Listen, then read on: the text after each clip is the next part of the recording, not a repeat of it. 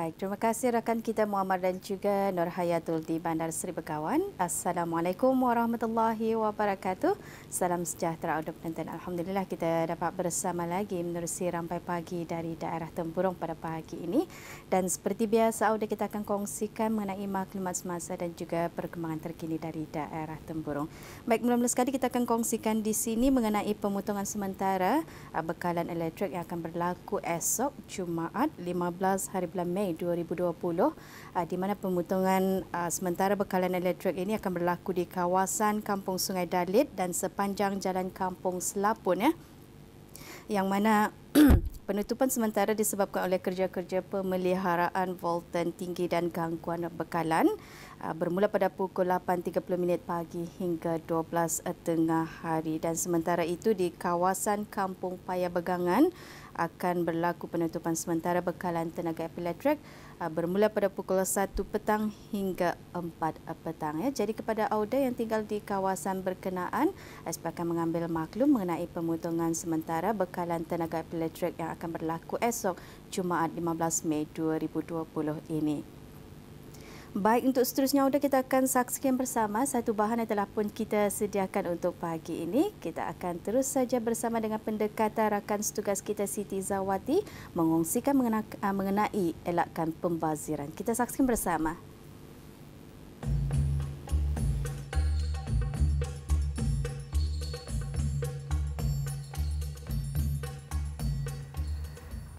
Bismillahirrahmanirrahim. Alhamdulillahirabbil alamin wassalatu wassalamu ala asyrafil anbiya'i wal mursalin sayyidina Muhammadin wa ala alihi wa sahbihi ajma'in.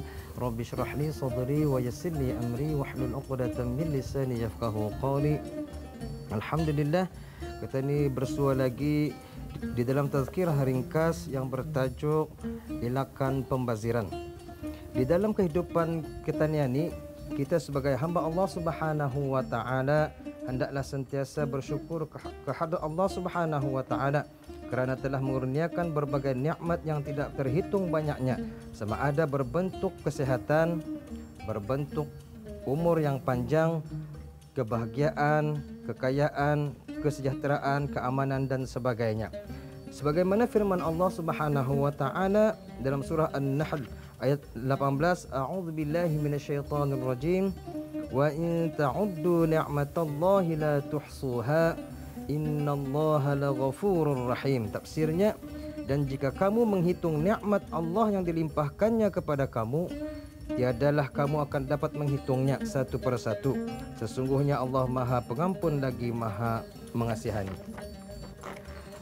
Tetapi kita ni adalah insan biasa, manusia biasa.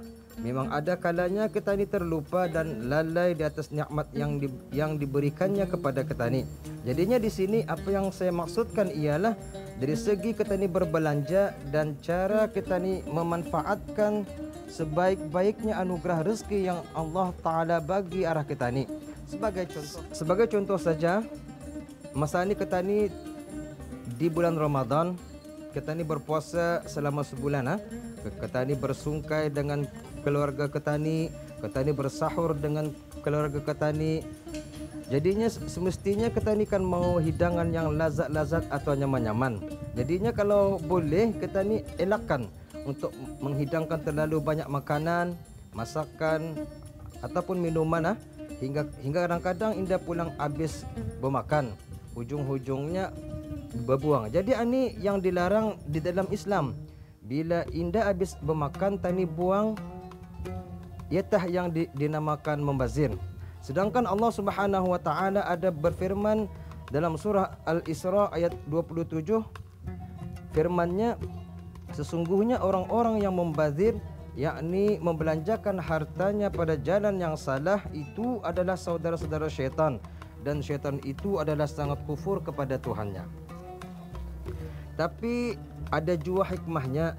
Walaupun negara kita ni dilanda musibah dengan adanya penyakit COVID-19 dan di mana restoran-restoran pun ditutup, walaupun kebiasaannya orang kita ni indah semua pulang ni, setengahnya sahaja suka bersungkai di restoran-restoran semasa di bulan Ramadan ini sekurang-kurangnya kita ini terhindar dari penyakit COVID-19 ini dan mengurangkan perbelanjaan kita ini, dan secara indah langsung kita ni dapat berjimat dan kita ni memanfaatkan duit kita ni pada sesuatu yang lebih baik.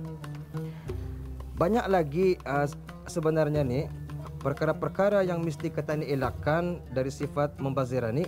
Dari segi kita ni menggunakan air saja contohnya, ataupun tenaga elektrik dan seumpamanya.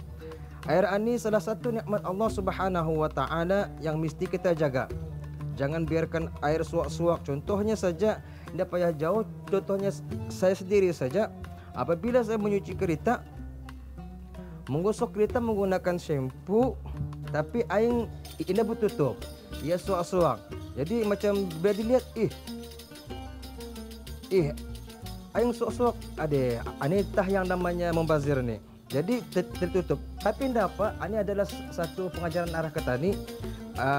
Ketani mestilah mestilah muhasabah diri ketani sentiasa beringat-ingat.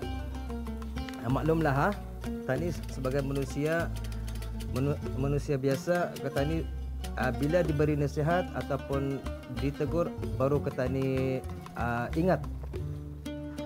Contoh lagi, sebelum penutupan masjid masa ni ramai orang ataupun jemaah masjid untuk menunaikan salat. Jadi sebelum salat tani mengambil wudu, kadang-kadang indah semua jemaah yang hadir ni bila mengambil wudu ia membuka air ngatu suak-suak bah. Maksud saya ia berwudu air ngatu terlampau kuat dibukanya.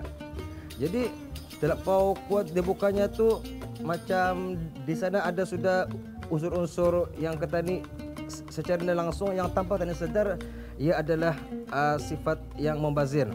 Jadi kalau bolehlah macam lagi pun Islam menyarankan kata ni supaya elakkan pembaziran. Jadi bila berwudu tu cukup tak saja kata ni buka sedikit air ngatu dan kata ni berwudu sekadar tani perlukan sahaja. Bila tani meninggalkan rumah, contohnya pada waktu malam, macam kata ni kan keluar malam untuk membeli makanan ataupun membeli sedikit barang dapur, di mana kata ni lampu buka, jadi sebelum kita ni keluar rumah tu tani tutup dulu. Kerana asal jokaran ketan ya, macam lagi pun secara ini langsung juga kita ni boleh mengurangkan kadar bayaran elektrik ketan ya. Macam kita ni kurang jualah meng-top up karan ketan ni. Akhir sekali sebelum saya menutup tazkirah ringkas saya ni, sama-sama tani berdoa mudah-mudahan kita ni bukan dari orang-orang yang membazir. Mudah-mudahan Allah Subhanahu wa taala menjadikan tani semua hambanya yang sentiasa mensyukuri anugerah nikmat yang diberikannya kepada kita ni. Amin ya rabbal alamin. Sekian saya akhiri. Wabillahi taufiq wal hidayah. Assalamualaikum warahmatullahi wabarakatuh.